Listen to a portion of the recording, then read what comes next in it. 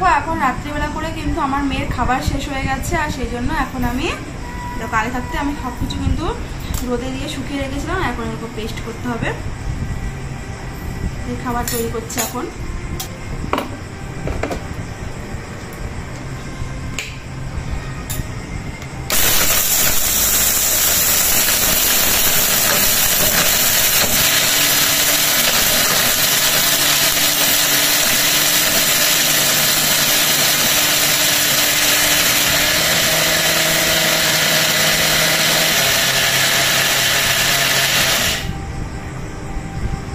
হয়েছে কিনা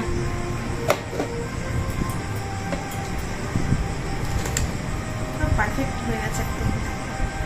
চলো তোমাদেরকে একবার দেখিয়ে দিই।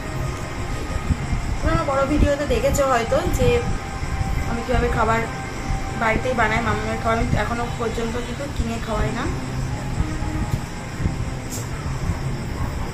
এরকম বানিয়ে রাখলে আমার 1 মাসের কাছাকাছি কিন্তু চলে যায়।